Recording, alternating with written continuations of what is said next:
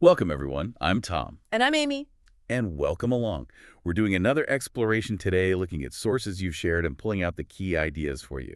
Today, it's a really interesting one, basically how you might add years, maybe even, well, a lot of years, to your life. And just as importantly, how to make those years healthier ones. Yeah, extending that health span. Our source material here is actually from a YouTube transcript. It's by Marek Skatsilis. And it makes this pretty bold claim, something like, give me a few minutes and I'll give you 10 years longer life for free. Wow. Okay, that's quite a hook. 10 Mhm. years for free. Sounds incredible. It really does. And, while we're not personally guaranteeing those exact numbers, the source does try to back this up with science.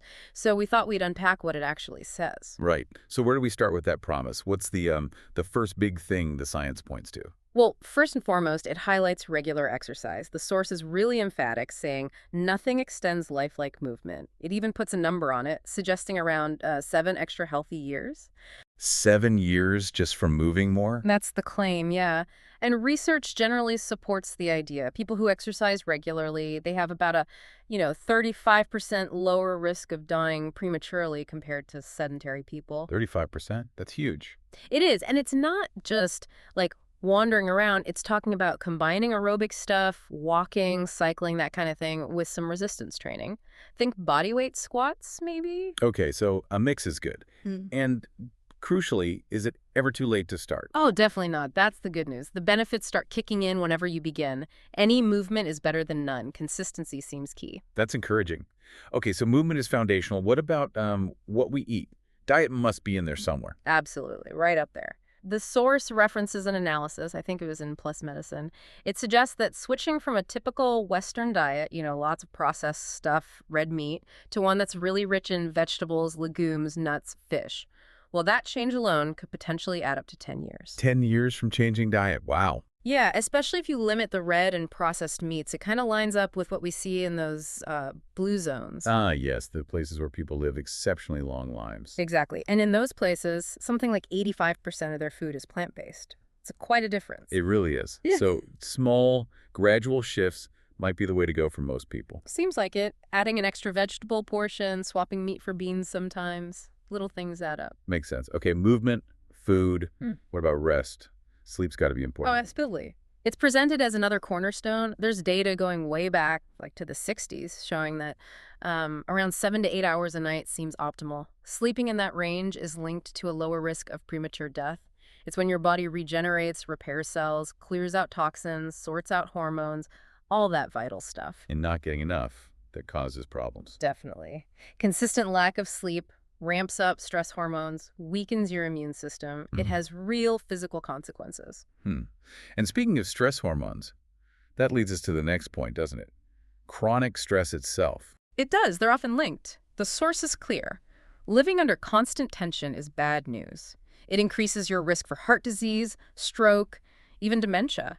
There was one study mentioned, I think a Chinese analysis, suggesting a 30-year-old under severe stress might lose like over 2 years of life expectancy. Just from stress. That's quite stark. It is. And it points out that the longest living people often have built-in relaxation rituals. Things like prayer, taking naps, social time. So consciously making time to unwind isn't lazy. Yep. It's necessary. It's essential regeneration, yeah. Not just switching off, but actively recovering. Okay. And often tied into diet and activity is body weight. Yes, maintaining a healthy weight. The source points out that being overweight or obese significantly shortens life. It quotes an article suggesting obesity alone could knock off almost 9 years. 9 years, that's significant. But is there good news if someone is overweight? Absolutely. Even relatively small amounts of weight loss, maybe 5 or 10% of body weight, can start reversing negative health effects pretty quickly. Things like blood pressure, blood sugar, cholesterol levels can all improve. It's a powerful lever. That's really positive. Yeah. Just a small change makes a difference. Okay, one last one. Something maybe simpler, Yes. Contact with nature. Just spending time outdoors. like going for a walk in the park. Exactly. Or even just being on a balcony with some plants. The science shows it actually reduces stress, lowers blood pressure, improves your mood. It even helps you sleep better. Being in green spaces literally calms our nervous system down. It's measurable. Fascinating. So it's not just a nice feeling, it's physically beneficial. Precisely. A free gift, really. So pulling it all together then, Yeah.